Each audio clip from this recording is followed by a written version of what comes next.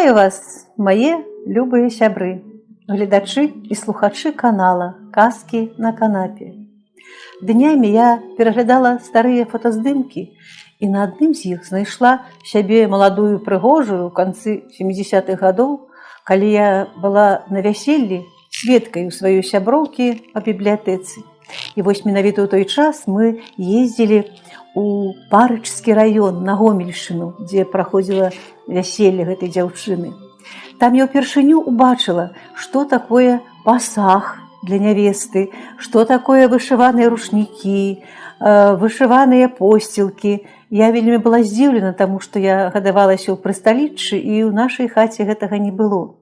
І вось зусім нядаўна я пазнаёмілася з прыгожым апавяданнем таленавітай жанчыны Ніны Рыбік, якая працуе корэспандэнтам у газеце «Астравецкая праўда», піша такія шчымлівыя аповеды, з'яўляецца членам Саюза пісьменнікаў.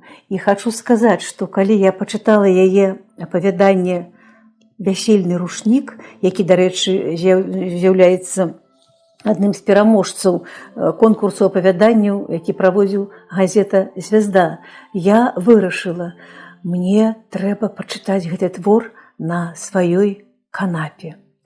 Таму запрашаю і вас да праслухоўвання. Ніна Рыбік. Вясельны рушнік.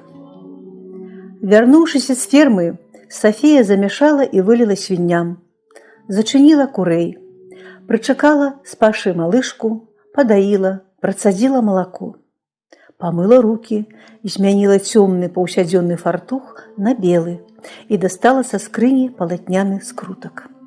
Разлажыла на канапе незакончаную вышыўку. Пакуль сонца сядзе, можна дашыць хоць бы адзін край. Трэба спяшацца.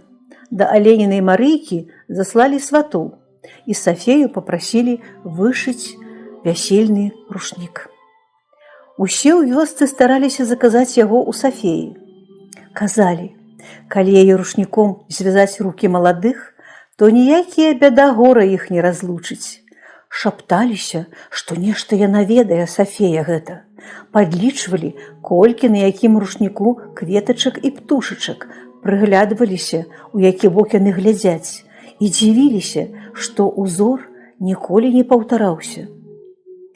Вядома ж, ніякага чараўніцтва ў яе рушніках не было. Калі б што ведала, то і сама была б шчаслівай. На сваё вяселле таксама вышыла рушнік, найпрыгажэйшы з усіх, што былі і да таго, і пасля. Зрэшты, што ж Богу грашыць, была яна шчаслівай. Ох, як глядзеў на яе Васіль, калі яны сенавалі. І сёння у вачах яго твар, кропелькі поту блішчаць на шырокім ілбе, вочы іскрацца смехам.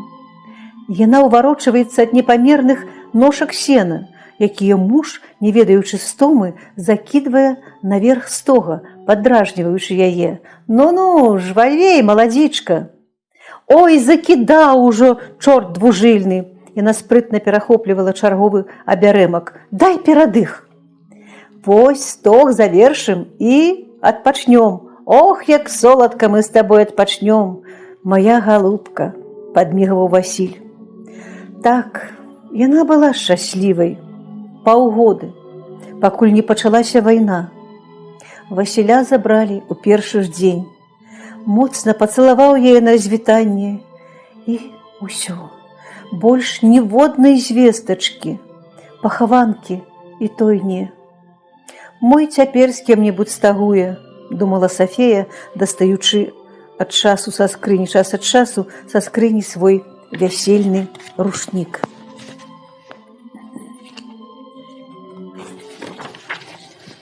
І Раісі вышывала яна рушнік. «Ой, Сафейка, каб ты ведала, які ён!» – тулілася сястра, калі прыязджала з тэхнікуму на пабыўку. «Такі прыгожы, такі дужы!» Сафею палохала закаханасць малодшай сястры, баялася, каб не насмяяўся з яе хлапец. Але неўзабаве Райка прывезла яго ў вёску, і Сафея ўздыхнула з палёгкай. Хлопец і сапраўды выдатны, прыгожы, пры гальштуку.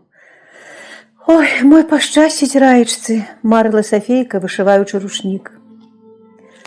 З радні ў Раісы засталася толькі яна, Сафея. Бацьку іх раскулачылі яшчэ ў 30-е за тое, што адмовіўся ўступаць у калгас. Іх выгналі з хаты, а ў той час маці была цяжарнай Раісай. Прытуліліся найперш у сваіх далёкіх родзічаў, а як Аксіння разрадзілася, тыя папрасілі: шукайце новага прыстанішча, бо і на нас старшыня сельсавета воўкам паглядае.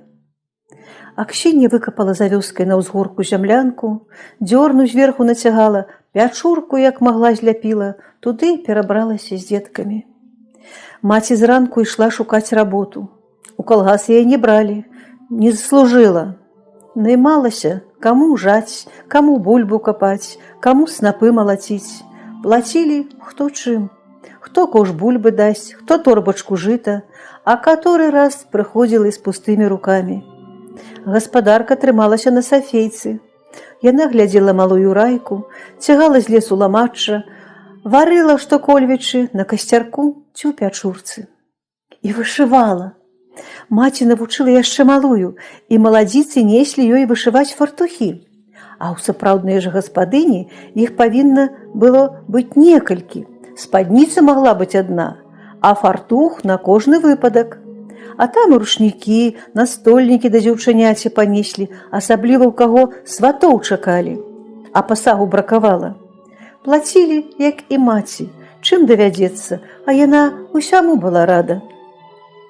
Праз 5 гадоў перад самай вайной вярнуўся бацька, адбыў свой тэрмін.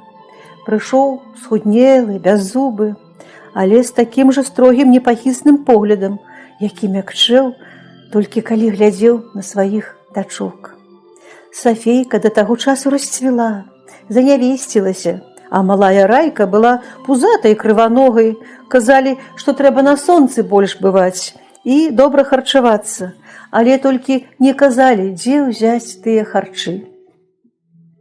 Іх дыхтоўную хату, складзеную бацькам за год да высылкі пад чысты вугал, ім так і не аддалі. У ёй месцілася калгаснае праўленне. Пусцілі пажыць у лядашную хацінку дзеда Сымона, якая апусцела пасля яго смерці. А Сафейціна падалася палацам пасля той зямлянкі. Бацька падлатаў дзіравы дах, падпёр гатовую разваліцца сцяну, пераклаў печ, перазімавалі неяк. А ўвосень да яе заслалі сватоў. Васіль неяк убачыў Сафейку на жніве і з таго часу зачасціў да іх у вёску. На вячоркі дзяўчына не хадзіла, не было ў чым. То ён прыходзіў пад грушку, што расла да хаты, і цярпліва стаяў у чаканні. Калі-нікалі бацька, глянуўшы ў акно, кідаў: «Ну выйдзі ўжо, усю траву вытаптаў гэты твой ухажор». І яна выскоквала, каб толькі колькі хвілін пастаяць побач, прагнучы і баючыся дотыку яго рук. А каторы раз бацька бурчэў: «Што яму тут трэба? Хай роўню сабе шукае». І Сафія сядзела, унурыўшыся на печы, і вышывала фартух ці рушнік. Пазней яна даведалася, што і Васіля бацькі не пускалі да яе, і тыя ж словы казалі: «Не роўняй на яму, Сафейка». Ды ён нікога не паслухаў, заслаў сватоў да яе без пасажніцы. Кахаў моцна. Толькі і было шчасце ў Сафейкі, што тыя паўгода, пакуль яны былі разам.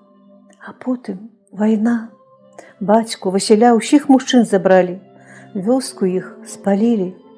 Калі пачалася страляніна, Сафія ўхапіла самае каштоўнае – Біблію, укруціла яе ў свой вясельны рушнік ды кінулася да лесу.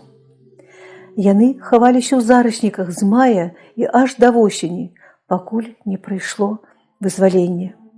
Вярнуліся на папялішча. І зноў зямлянка, холад, голад, вошы. Маці памерла ад тыфу. Прыйшла пахаванка на бацьку. Малая Райка засталася на руках у сястры. Але неяк жа выкараскаліся, і хацінку яна неяк стуліла, саломай крытую, земляной падлогай, адзіным малюсенькім акенцам. Пазней, як пайшла на ферму, трохі лепшую агорала. Працавала, сябе не шкадуючы. А вечарамі вышывала. Любіла гэтую справу, асабліва, калі ручнікі заказвалі. Тады сваё кароткае шчасце згадвалася. Вось і сёння, уяўляючы, якім будзе вяселле ў Марыйкі, яна вышывала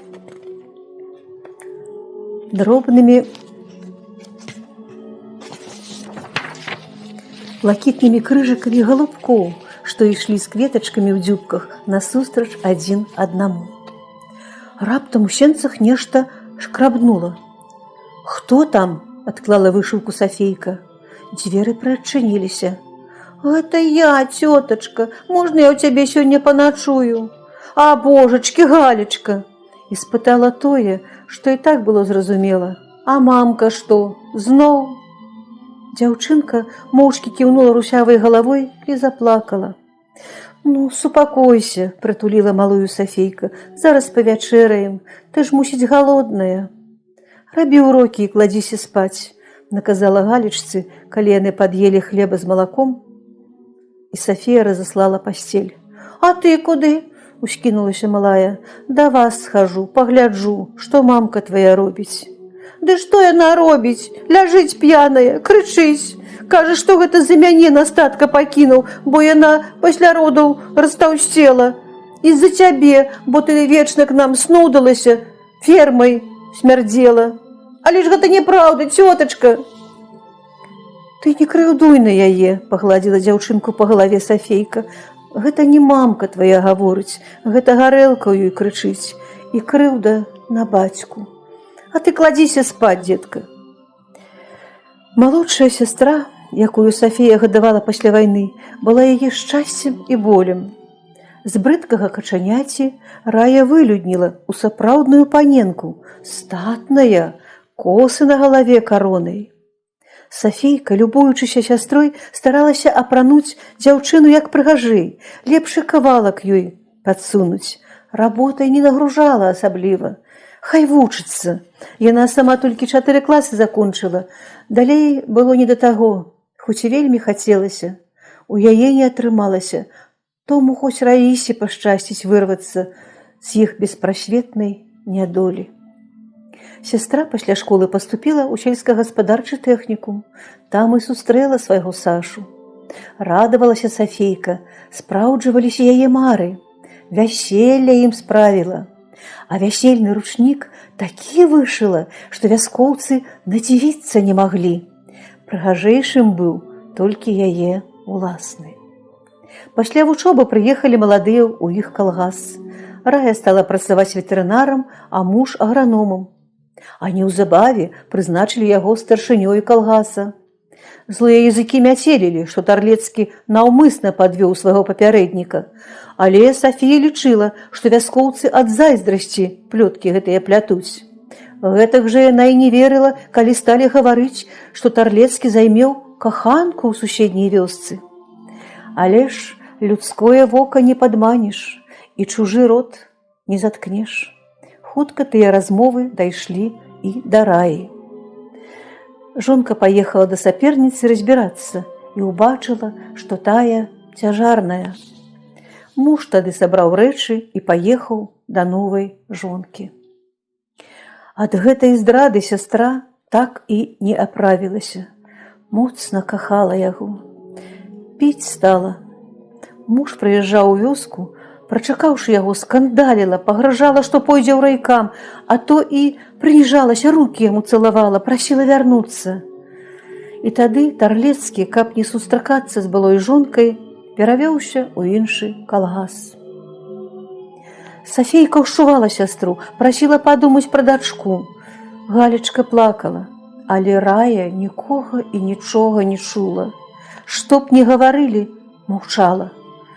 А як толькі заставалася адна, напівалася. Сафія старалася абшукаць кожную шчыліну ў хаце, каб нідзе гарэлка і не пахла. Але ж з Раінай работы заўсёды было дзе ўзяць. Там карова расцяліцца не можа, у таго кабанчыка трэба злягчаць.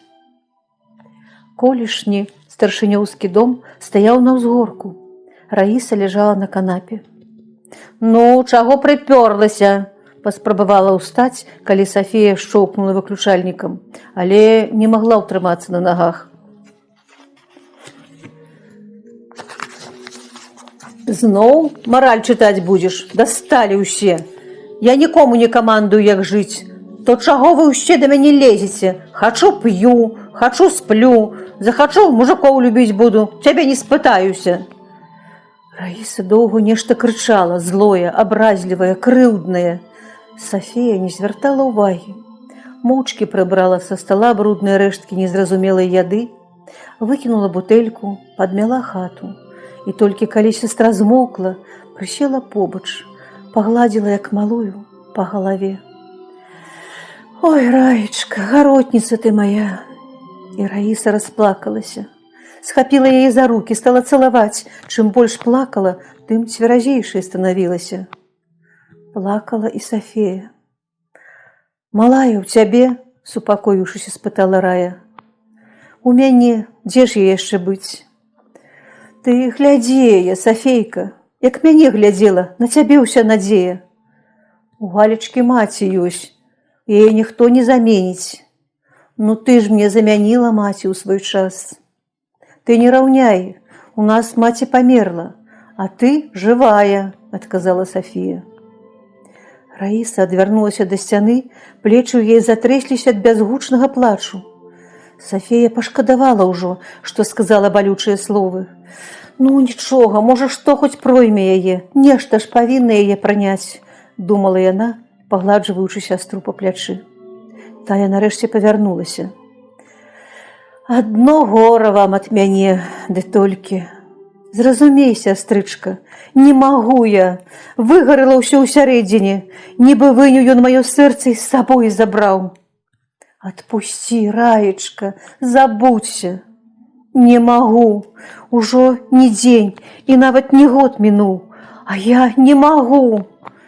Ці ўранні, ці ўдзень, ці вечарам, кожная думка пра яго. Разумею, што не вернецца, што трэба выкінуць яго з галавы і з сэрца, а не магу. Толькі тады і лягчэе, як вып'ю. Зразумей мяне, Сафейка. Даруй. Дараваць не цяжка, а жыць як? Мне дык ладна, а Галечцы? Табе цяжка, а ёй ці лёгка. Сябе ты шкадуеш, знайшла сабе лякарства, а дзіця тваё хто пашкадуе, душу яго хто палечыць? Ты? Сумна усміхнулася Раіса. Хто ж яшчэ? Ты Галечку не пакінеш, і ручнік вясельны, як пара прыйдзе, вышыеш. А гэты во, забяры. Раіса дастала з-пад падушкі ручнік, пакамечаны ў плямах, месцамі і падпалены, і парваны, і сунула яго ў рукі сястры. У печу кінь, мо тады адпусціць. Сафія глядзела на вышыты кавалачак паркалю і не пазнавала сваю работу. Толькі сёння ж спалі, чуеш? Загадала Рая. Сама не магу. Спрабавала, кіну ў агонь і назад выхопліваю. Думаю, пакуль ручнік, якім нашы рукі звязалі, цэлы, ён нас трымае. Ды ўжо і не хачу, каб трымаў. Спалі, чуеш? Вярнуўшыся да хаты на золку, Сафія перш-наперш кінула ў печ Раісін ручнік. Калі языкі полымі заскакалі па бярозавых паленцах, па глубках і кветачках на ручніку прыбегла суседка. Раісу дасталі з пятлі. Суседка знайшла. Прыбегла ветэрынаршу паклікаць, калі карова ранкам не паднялася. Яшчэ цёплай была Раіса. А праз 3 дні пераказалі, што памёр ад сардэчнага прыступу Саша Тарлецкі. Больш вясельных ручнікоў Сафія не вышывала. Вось такі шчымлівы аповед, сябры мае. Канешне, пісьменніца умее расказаць пра гэтыя падзеі так, што раўнадушным застацца немагчыма. Канешне, гэта нелёгкае чытанне, гэта глыбокі роздум пісьменніка. Я дзякую вам за ўвагу. Дзякую Ніне Рыбік за яе творчасць і спадзяюся, што вам захочацца яшчэ пазнаць многія творы, якія напісала Ніна Рыбік. Шукайце ў сацыяльных сетках, шукайце на блогу асабістым Ніны Рыбік і чытайце яе творы. А я сёння з вамі развітваюся. Да новых сустрэч!